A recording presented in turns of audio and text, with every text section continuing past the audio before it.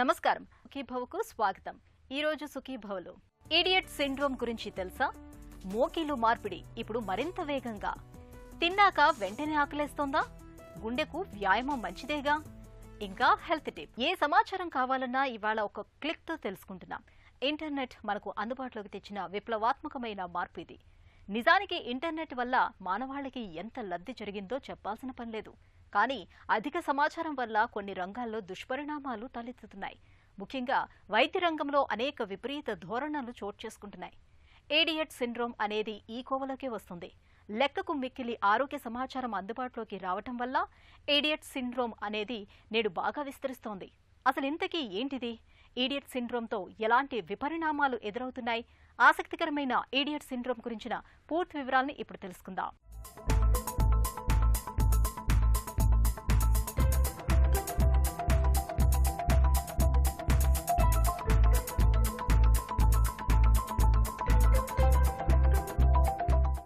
ఆరోగ్యంపై ఆందోళనతో అనవసరంగా పదే పదే ఆన్లైన్లో శోధించడాన్ని ఇడియట్ సిండ్రోమ్గా చెప్పొచ్చు. Internet derived information obstruction treatment సిండ్రోమ్నే వైద్య పరిభాషలో సైబర్ కాండ్రియా అని కూడా అంటారు. చాలా మంది ఈ మధ్య తమకున్న లక్షణాల ఆధారంగా ఆన్లైన్లో శోధించి జబ్బు ఏమిటో నిర్ధారించుకుంటున్నారు. వైద్యుడిని సంప్రదించకుండానే చికిత్స చేసుకుంటున్నారు. అంతర్జాలం అందుబాటులో ఉన్న ఎవరికైనా ఈ సిండ్రోమ్ రావచ్చు. అతిగా టెక్నాలజీ వాడుతూ ఆన్లైన్లో త్వరగా పరిష్కారాలు వెతికే యువతీ యువకులకు ఇడియట్ సిండ్రోమ్ ముప్పు ఎక్కువ. సౌకర్యంగా ఉండటమో, సంప్రదాయ ఆసుపత్రి వ్యవస్థను నమ్మకపోవటమో కారణమేదైనా ఇలాంటి వారు వైద్య సలహాల కోసం ముందు అంతర్జాలాన్ని ఆశ్రయిస్తుండడం గమనార్హం. ఆరోగ్యం గురించి అతిగా ఆందోళన చెందేవారికి ఇది అంటుకోవచ్చు. వీళ్లు ప్రతి లక్షణాన్ని ఎక్కువగా ఊహించుకుంటుంటారు. లేనిపోని జబ్బులను ఆపాదించుకుని ఆన్లైన్లో వాటి గురించి తరచూ వెతుకుతుంటారు. డాక్టర్ని సంప్రదించడానికి సమయం దొరక్కపోవటం వల్ల ఆన్లైన్లో పరిష్కార మార్గాల కోసం అన్వేషిస్తుంటారు. తరచూ డాక్టర్ దగ్గరికి తీసుకెళ్లటం ఎందుకని అంతర్జాలంలో ఆయా లక్షణాలను శోధిస్తుంటారు. ఈడియట్ అంటే ఏంటంటే internet derived illness obstructive treatment. అంటే ఏంటంటే ఈ గూగుల్ ఇలాంటి సెర్చ్ ఇంజన్లు వచ్చిన దగ్గర నుంచి ఎవరికి వాళ్ళకి సంబంధించినటువంటి లక్షణాలు బట్టి, లేదంటే వాళ్ళు ఎక్కడో విన్నటువంటి ఒక వార్త బట్టి దాన్ని గూగుల్ చేయటము, దాన్ని వాళ్ళు ఆపాదించుకోవటం, దీన్ని ఇంటర్నెట్ డిరైవ్డ్. మరి అబ్స్ట్రక్టివ్ ట్రీట్మెంట్ అని ఎందుకు అంటున్నారు డాక్టర్ గారు అంటే కనుక, ఎందుకంటే వీళ్ళు తెలుసుకునేటటువంటి ఆలోచన, వీళ్ళు తెలుసుకునేటటువంటి వివరాలు ఏదైతే ఇంటర్నెట్ ద్వారా సేకరిస్తారో అది వాళ్ళ ట్రీట్మెంట్కి పూర్తిగా ఉపయోగపడదు, వాళ్ళ డయాగ్నోసిస్కి ఉపయోగపడదు.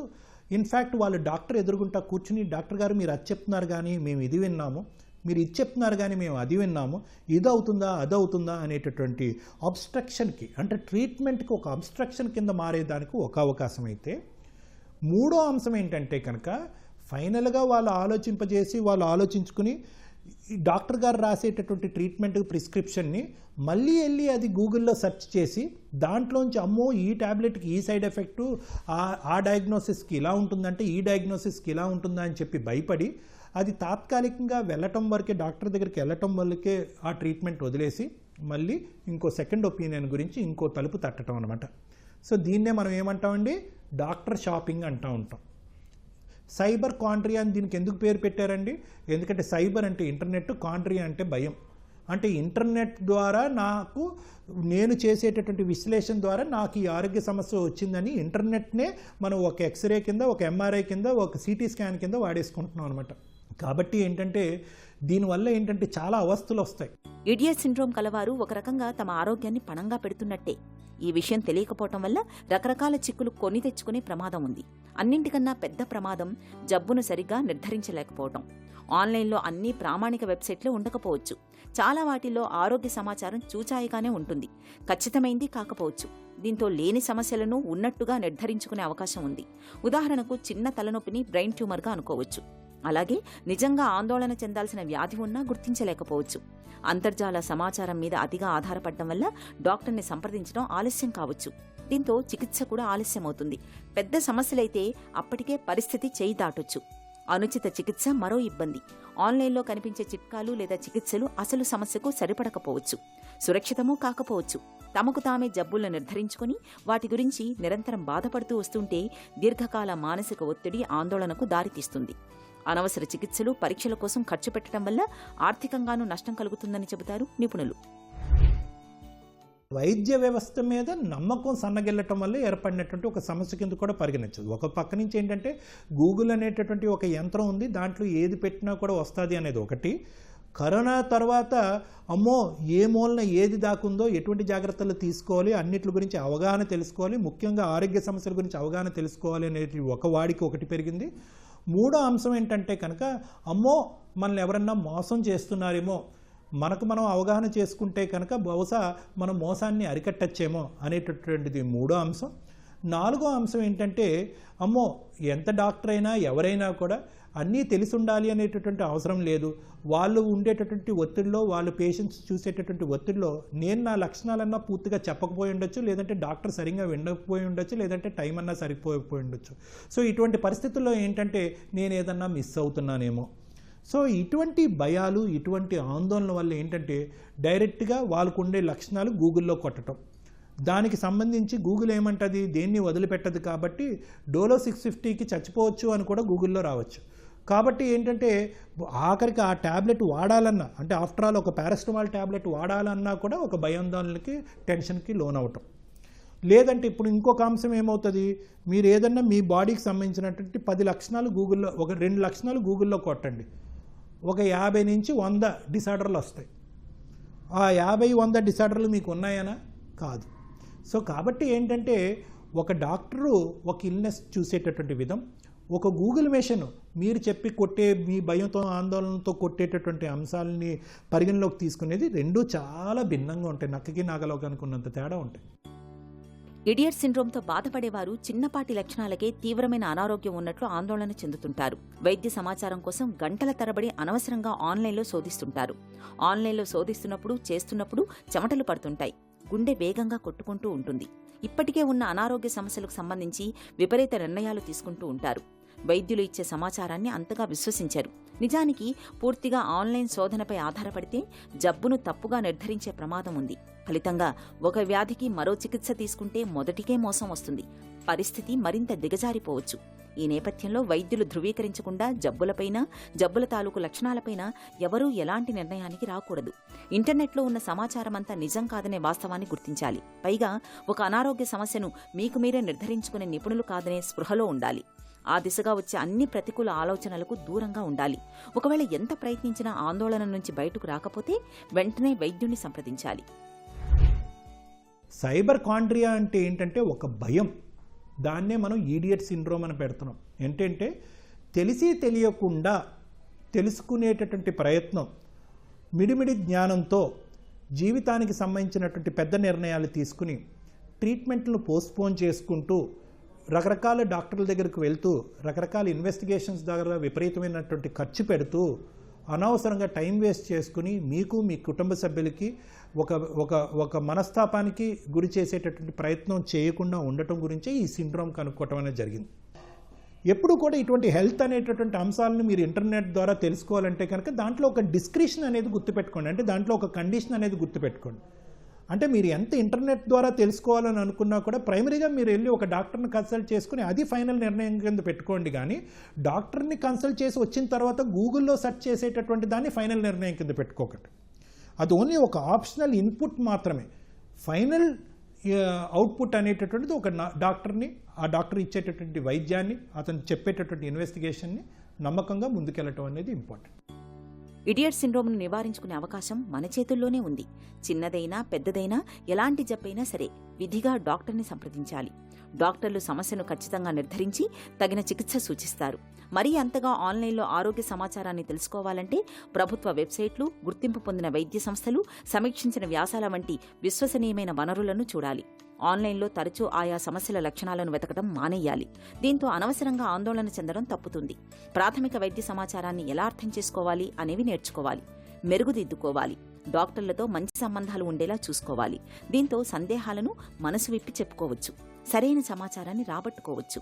ఆన్లైన్లో ఆరోగ్య సమాచారాన్ని గుడ్డిగా నమ్మితే ఎదురయ్యే ముప్పుల గురించి ప్రభుత్వ, స్వచ్ఛంద సంస్థలు ప్రజలకు అవగాహన కల్పించాలి. విమర్శని దృక్పథంతో ఆలోచించడాన్ని ప్రోత్సహించాలి. మోకేలు మార్పిడి అంటే ఇప్పటికీ మన దగ్గర మేజర్ సర్జరీనే. అన్నీ చక్కగా కుదిరి సర్జరీ చేయించుకున్నప్పటికీ పూర్తి స్థాయిలో కోలుకోవటానికి చాలా కాలమే పడుతుంది. అంతవరకు ఆసుపత్రిలోనే ఉండాలి. దీంతో ఇన్ఫెక్షన్ల ముప్పు పెరుగుతుంది. అయితే ఫాస్ట్ ట్రాక్ విధానంలో మోకీలు మార్పిడి చేయించుకుంటే ఈ కష్టాలన్నీ తప్పుతాయంటున్నారు డాక్టర్లు. ఫాస్ట్ ట్రాక్ పద్ధతిలో మోకీలు మార్పిడి చేయటం వల్ల ఆసుపత్రిలో ఎక్కువ రోజులు ఉండాల్సిన అవసరం లేదు. దీంతో ఇన్ఫెక్షన్ల ముప్పు ఉండదు. నొప్పిని తగ్గించేందుకు కూడా ప్రత్యేకమైన చికిత్సా పద్ధతులను ఉపయోగిస్తారు. పేషెంట్ ఫ్రెండ్లీగా పిలుస్తున్న ఫాస్ట్ ట్రాక్ నీ రీప్లేస్మెంట్ గురించిన పూర్తి వివరాలను ఇప్పుడు తెలుసుకుందాం. నీ రీప్లేస్మెంట్ అయినాక 2 వీక్స్ హాస్పిటల్లో ఉండేవాళ్ళు. ఇప్పుడు 2 డేస్లో డిశ్చార్జ్ చేస్తున్నాము. ఫాస్ట్ ట్రాక్ అంటే సేమ్ డే డిశ్చార్జ్ నిజంగా సక్సెస్ఫుల్ అవ్వాలంటే ఒక ప్రాపర్ రీహాబిలిటేషన్ సెంటర్స్ ఉంటాయండి. హాస్పిటల్లో ఉండక్కర్లేదు, కానీ అట్లీస్ట్ దగ్గరలో ఉన్న రీహాబిలిటేషన్ సెంటర్ అట్లా ఏమైనా ఉంటే అక్కడ వెళ్ళి ఫిజియోథెరపీ చేయించుకోవచ్చు. ఏమైనా ప్రాబ్లం ఉన్నా కూడా అక్కడున్న పీపుల్తో డిస్కస్ చేసుకోవచ్చు అండ్ వెంటనే డాక్టర్ కూడా యాక్సెస్ ఉంటుంది. That is the best way for fast track రికవరీకి. అది బెస్ట్ వే అనమాట. సో మళ్ళీ ఫాస్ట్ ట్రాక్లో కూడా అందరూ ఎలిజిబుల్ కారండి. అంటే మరీ సివియర్ పెయిన్ ఉన్న వాళ్ళకి ఫాస్ట్ ట్రాక్ చేయడం అంత బెటర్ ఆప్షన్ కాదు. కానీ కొందరు ఉంటారు చాలా కంఫర్టబుల్గా ఉంటారు. ఫస్ట్ డేకి కూడా చాలా తక్కువ కట్స్ తీసుకున్న పేషెంట్ వాళ్ళు ఫాస్ట్ ట్రాక్కి మంచిగా ఎలిజిబుల్ అవుతారు. వాళ్ళకి కొంచెం హయ్యర్ పెయిన్ కిల్లర్ ఇస్తాం, కానీ మరీ ఎక్కువ ఉండదు, అవసరం పడదు. సో మేబీ యంగర్ పేషెంట్స్లో, కొంచెం యంగర్ ఏజ్లో అయిన పేషెంట్స్కి మేబీ ఫాస్ట్ ట్రాక్ బెటర్ ఏమో, బికాజ్ వాళ్ళు కొంచెం ఫాస్ట్గా రికవర్ అవ్వచ్చు కాబట్టి వాళ్ళకి బెటర్. కొంచెం ఎల్డర్లీ పేషెంట్స్ 70+ అయితే బెటర్ ఒక 2-3 డేస్ హాస్పిటల్లో ఉంచితే ఏం ప్రాబ్లం అవ్వకుండా డిశ్చార్జ్ చేయొచ్చు కాంప్లికేషన్స్ లేకుండా. కడుపు నిండుగా తిన్నాక మళ్లీ 2-3 గంటల వరకు ఏమీ తినాలనిపించదు. అయితే కొంతమందికి మాత్రం తిన్న కాసేపటికే మళ్లీ ఆకలి వేస్తూ ఉంటుంది. మనసంతా తిండి వైపు లాగుతూ ఉంటుంది. స్వీట్లో ఏదో ఒక చిరు తిండిని తింటే కానీ స్థిమితంగా ఉండదు. అసలు ఎందుకు ఈ పరిస్థితి? కడుపు నిండుగా తిన్నాక మళ్లీ 2-3 గంటల వరకు తిన్నది జీర్ణమయ్యే వరకు ఏమీ తినాలనిపించదు. అది సహజం కూడా. అయితే కొంతమందికి మాత్రం తిన్న కాసేపటికే మళ్లీ ఆకలి వేస్తూ ఉంటుంది. మనసంతా తిండి వైపు లాగుతుంది. స్వీట్లో ఏదో ఒక చిరుతిండిని తింటే కానీ స్థిమితంగా ఉండదు. అసలు ఎందుకు ఈ పరిస్థితి? తిన్న వెంటనే ఆకలి ఎందుకు? ఆసక్తికరమైన ఈ విషయం గురించి ఇప్పుడు తెలుసుకుందాం.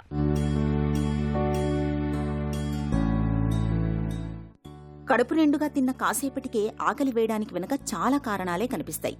నిజానికి మనకు ఎక్కువ మొత్తంలో ప్రోటీన్, తక్కువ కార్బోహైడ్రేట్స్, కొవ్వులు అవసరమవుతాయి. ప్రోటీన్ గ్లూకగాన్ వంటి హార్మోన్ విడుదలకు కారణమవుతుంది. దీంతో కడుపు నిండినట్లుగా అనిపించి ఆకలి భావనను దరిచేరనీయదు. అది తగినంత పరిమాణంలో శరీరానికి అందకపోతే ఇలాంటి భావన కలుగుతుంది. కాబట్టి తిన్న కాసేపటికి ఆకలి వేస్తున్నప్పుడు మనం తీసుకునే ఆహారంలో తగినంత ప్రోటీన్ ఉందా లేదా అన్నది పరిశీలించుకోవాలి. అలాగే తినే ఆహారంలో పీచు పదార్థం తగినంత లేనప్పుడు కూడా మనకు త్వరగా ఆకలి వేస్తుంది. డైట్ అంటే తక్కువ మోతాదులో తింటున్నప్పుడు కూడా త్వరగా ఆకలి వేస్తుంటుంది. మన శరీరంలో స్ట్రెచ్ రెసెప్టార్స్ ఉంటాయి. ఇవి తీసుకున్న పరిమాణం బట్టే కడుపు నిండిందా లేదా అన్న అంచనాకి వస్తాయి. నిండకపోతే మెదడుకి ఆకలి సంకేతాలను పంపిస్తాయి. కాబట్టి కడుపు నిండా తినాలి. కాకపోతే క్యాలరీలు తక్కువగా ఉండేలా చూసుకోవాలి. మన శరీరంలో ఉండే ప్రధాన హార్మోన్లలో లెప్టిన్ కూడా ఒకటి. ఇది కడుపు నిండిందన్న సంకేతాన్ని మెదడుకు చేరవేస్తుంది.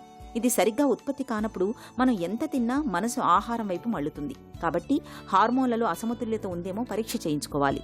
ఒత్తిడితో సతమతం అవుతున్నప్పుడు ముఖ్యంగా స్వీట్లు, జంక్ ఫుడ్ వైపు మనసు మళ్లేలా చేస్తుంది. కాబట్టి ఒత్తిడిని కూడా అదుపులో ఉంచుకోవాలి. నిద్ర చాలనప్పుడు కూడా త్వరగా ఆకలి వేస్తుంటుంది. తగినంత నిద్ర లేకపోతే ఒంట్లోని జీవక్రియలన్నీ కుంటుపడతాయి. హార్మోనుల్లో సమస్యలు ఏర్పడి అతిగా ఆకలిస్తుంది. కాబట్టి రోజులో కనీసం 8 గంటలైనా నిద్రపోవాలి.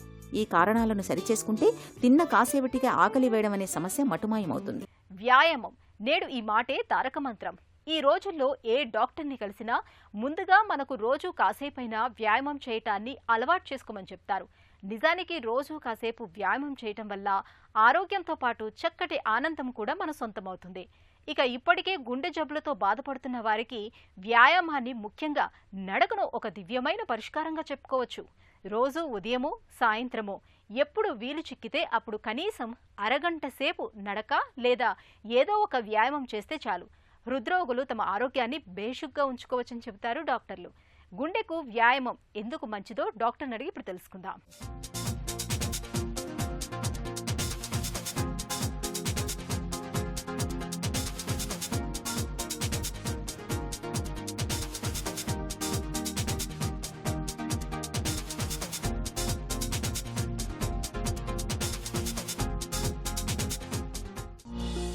ఎలాంటి వ్యాయామం చేయని వాళ్ళకే గుండె జబ్బులు వస్తాయా? చాలా వరకు వ్యాయామం చేయని వాళ్ళతో వ్యాయామం చేసే వాళ్ళని పోల్చి చూస్తే గుండె జబ్బులు 30 నుంచి 40% వరకు తక్కువ వచ్చే అవకాశం ఉంటుంది. అంటే వ్యాయామం అనేది గుండె జబ్బులు రాకుండా ఆల్మోస్ట్ 30% to 40% చేస్తుందన్నమాట. వ్యాయామం రెగ్యులర్గా చేసే వాళ్ళకి కూడా గుండె జబ్బులు వచ్చే అవకాశం ఉంటుంది. కాకపోతే చేయని వాళ్ళతో పోలిస్తే చాలా తక్కువగా వచ్చే అవకాశం ఉంటుంది. గుండె ఆరోగ్యానికి చెమట చిందేలా వ్యాయామం చేయాల్సిందేనా? మనం జిమ్కి వెళ్ళి very heavy intense exercises, heavy weights చేయాల్సిన అవసరం లేదు. మనం బ్రిస్క్ వాకింగ్ కానీ, మనం గార్డెనింగ్ అంటే గార్డెన్ మనం సరి చేసుకోవడం కానీ, అందులో ఏంటంటే మనం కొంచెం బరువులు ఎత్తటాలు, తవ్వటాలు అన్నీ కూడా ఉంటాయి అన్నమాట. ఇవన్నీ కూడా మోడరేట్ ఇంటెన్సిటీ ఎక్సర్సైజ్ కింద వస్తాయి. ఇవి చేసేటప్పుడు మనకి లైట్గా అలుపుగా అనిపిస్తూ ఉంటుంది. అట్ ద సేమ్ టైం మనం సివియర్గా స్వెట్టింగ్ అది ఉండాల్సిన అవసరం లేదు.